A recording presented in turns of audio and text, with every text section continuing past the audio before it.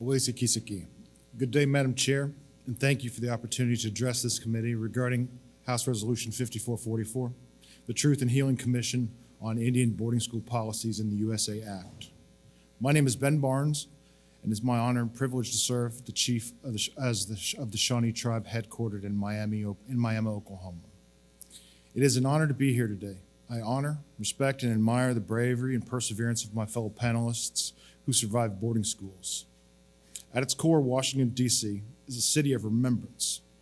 From the Washington Monument to the Lincoln Memorial, Washington, D.C. embraces our past and honors those that helped shape its future.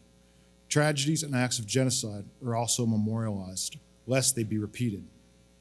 Monuments often point to events, but it's society that draws meaning and deep understanding from the stories of individual people. That is why the Holocaust Museum is filled with testimonies from survivors and remembrances of the victims.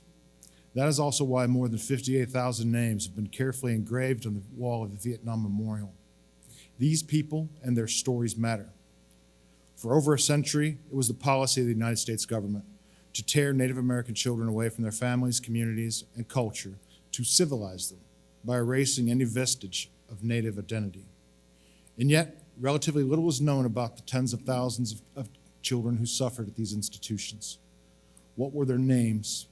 What did they experience? How many of them died? Where were they buried?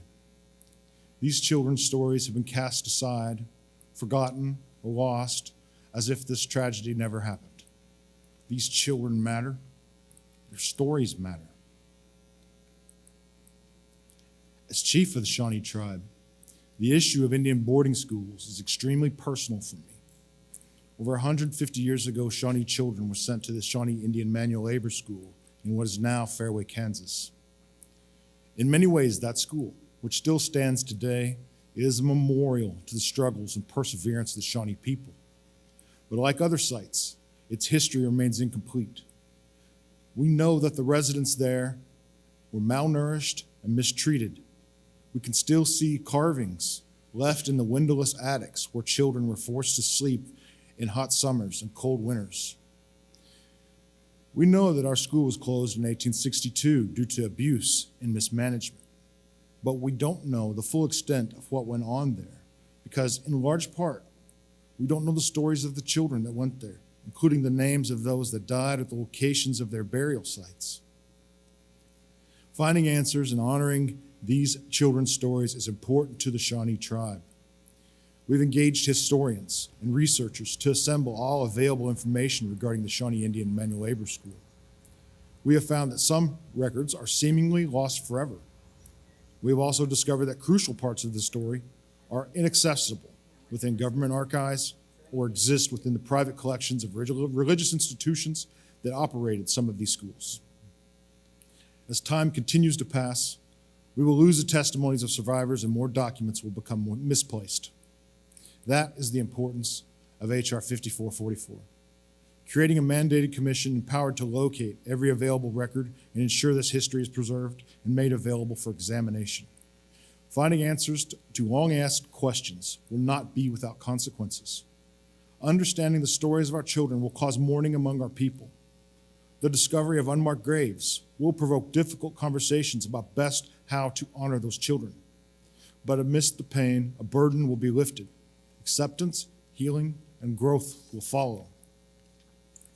So this commission's purpose is not to point fingers, lay blame, or evoke guilt in people who are generations removed from these atrocities. It will simply help American Indian communities find information that would otherwise be unattainable and bring an opportunity for some semblance of closure. We cannot go back and change the past, but we can and must hold ourselves accountable for doing the right thing today. The stories of human suffering at these institutions can no longer be hidden from view or ignored. It is time that they take their place in public conscience. For this reason, I, as the elected leader of the sovereign Shawnee tribe, as well as the grandchild of a boarding school survivor, respectfully urge passage of House Resolution 5444. That is all. Thank you.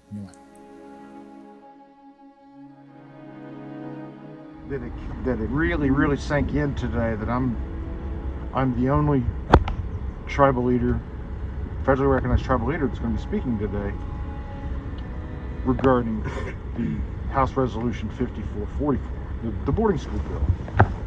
And my daughter, I think it was my daughter, reminded me that there's other tribes that need this story told, need their truth told. This bill is just the starting point. It's just the opportunity to create an environment where the truth can be talked about, because we've not got to talk about it. From our own experience, what we've learned, 182 years, they've not let us talk about it. Local municipal authorities don't like us talking about it because it hurts their fundraising capacity. They don't want us to talk about dead, missing children. I'm tired of not talking about those things because they're uncomfortable. So today, I'm mindful that we are here, we're vessels. Yeah, we're here to tell Shawnee truth. But there's other tribal nations and other tribal citizens, people from around our country, our native Hawaiian brothers, our Alaskan relatives, that need their truth told as well. So this bill, 5444, it has to have its day.